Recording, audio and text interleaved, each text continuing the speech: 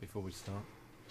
No, as I say, thanks for coming in with the state of your throat. That's always a real effort for a singer to sing, and it's remarkable that you still got that control over your voice despite getting over a cold. Oh right, yeah, it's just a bit croaky really, but no, it was all right. Was it a long cold, short cold? Quite a short cold, about 3 hours. Really. Yeah. But about time you got rid of it, because you have finalised the Crippled Black Phoenix tour, and you're going off beginning of April playing across North America. Well, no, it's just down the East Coast actually. Oh, yeah, we're flying out to Chicago on the 2nd of April, and yeah, we got some shows in Canada, and then I think we're going out to Washington. I'm not sure if we're doing Washington actually, but yeah, it's all like wiggles down the East Coast, ending up in Atlanta. Yeah. All right. So yeah, I'm really looking forward to it. Yeah, it's kind of been hanging on the balance quite a lot due to various sort of different factors, but yeah, it's all going ahead. So fingers crossed. And along with it, I presume the album or albums are imminent, are they? Yeah, I'm not sure of the actual release dates, but I think it's coming out in the States before we get there, so it'll be out, I don't know, probably the end of March, and I think it's coming out in April or end of March in the UK as well. I'm not 100% sure really. Again, the dates are kind of constantly sort of shifting. And what was the idea behind doing kind of two albums side by side? Was it just so much material that you had? It was Justin's the man to speak to really. It was just he just wanted to do two albums, and we had a load of material. So yeah, it was just kind of Justin's idea to do two records, and yeah. That's it.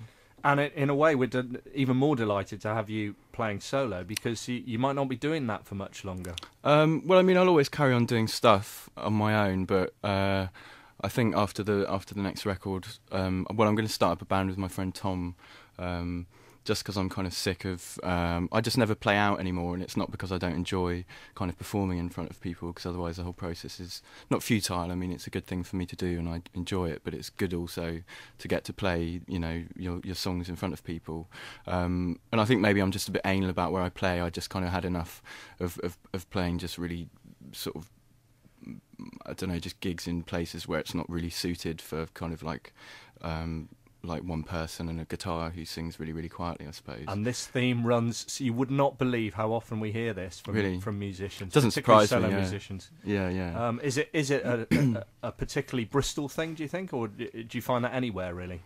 Sorry, what? Well, then the fact that you find it difficult to play as a solo artist singing quietly, that there aren't the venues that cater for it? Oh, or no, is it's it not. Partly, it's partly not the reaction of the audience, or what? Yeah, I mean, it's not exclusive to Bristol. I mean, I think it's just the nature of that type of music, really, isn't it? If you sing really, really quietly, I don't want to go to a gig and just like not talk all the way through it. Do you know what I mean? It's quite an unnatural thing. So anyway, I kind of painted myself into a corner with what I was doing, and purely for that reason. That's why I decided to start up a group. Well, me and Tom decided to start a group up together, just so we can kind of play out and just be possible to play more shows. Because you say on your blog about the fact that you still see yourself as the singer with Gonga, because that's part of what you will always be. Oh right, I just don't. Or was that just the mood you were in at the time? I don't know. I just don't think anyone ever reads that, I suppose. Well, I did. Sorry. Oh, right. No, that's all right. I don't know. All that statement really means is just that Gonga. Well, Tom and George especially just kind of hold quite a. Always will. They're just very important to me. I think that's all I really meant by saying that. Yeah. And the new project with Tom, have you settled on a name with this yet? Because again, I read through and you'd come up with some ideas: Fashion Picnic, The Horseplay Boys, or Pig Wand. Are you settled on any of those or something else? I think that's as far as we've got, I'm afraid. Okay. Me and Tom, like our dialogue of late, it's kind of descended into sitting together in bars and having a conversation for about 10 minutes, and then one of us saying a name and then the other one saying another name. But lots of the names seem to have the word pig in.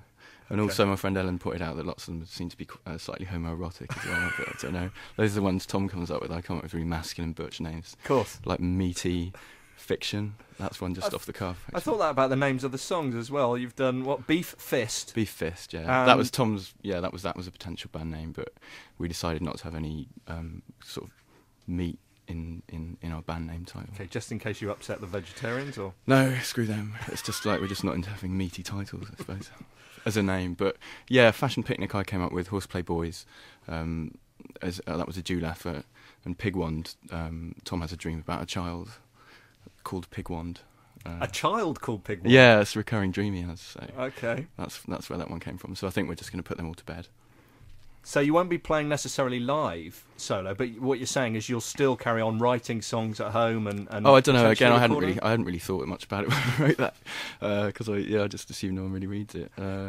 But so how much of this is true, Joe, or how much of this is just of ramblings of a? No, well, there's elements of truth in it and just elements of absolute fabrication and blatant lies. It's a kind of heady mixture of. So is the solo album going to be released this year? Yeah, the solo album. Is it going to be called She Broke Horses? It is going to be called She Broke Horses. There's a song on it called She Broke Horses, and because it's called She Broke Horses and it's on the album called She Broke Horses, it's the title track of the album She Broke Horses. That's remarkable. I had a bet with myself to say She Broke Horses 6 times in a sentence, so I can pay myself. You've just £10. won. Yeah, I just won with myself.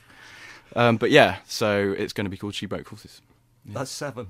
Oh shit! Well, no, oh fuck, no. Oh. Oh dear, I can't swear, can I? Just we didn't do this live. Yeah, okay.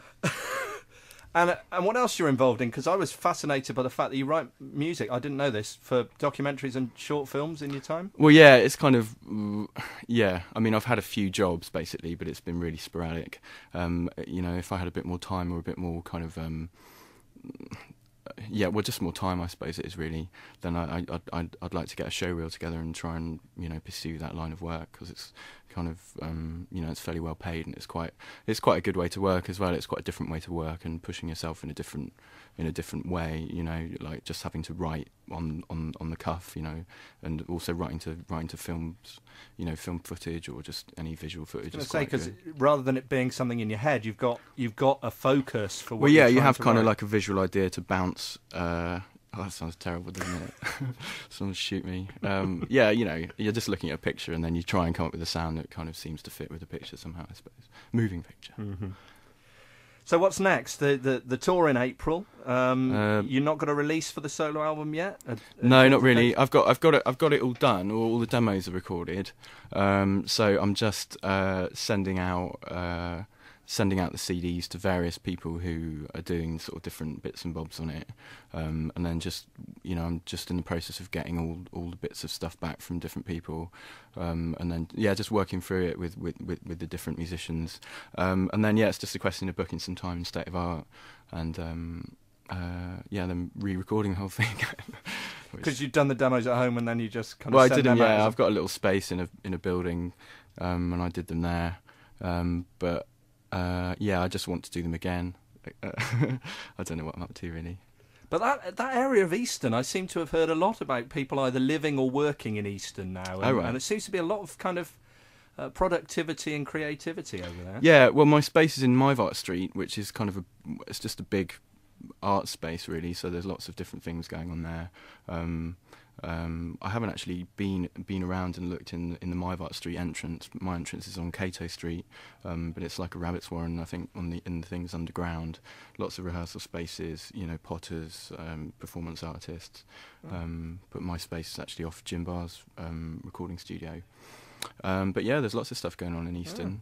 And lots of people live there. Remarkably enough. Yeah, it's strange. Well, as I say, thanks so much for coming in. Oh, thanks for having me. All the best with the tour. Thanks very much. And come back and see us again. And I wanted to thank you again. And I hate to think how long ago it is that you recorded Wicked Game for us. Oh, yeah. And a session. And it's still up on your player. And yeah. We love the fact that it's still there. And it obviously holds something special for you. I listen to it every night before I go to sleep. Yeah. So, no, it's good. It was good. Yeah, I like it. I've never played it again, actually. But, yeah. Just that once? Yeah. I just played it that once. Brilliant. Yeah. Okay, that's great. Thanks, Joe.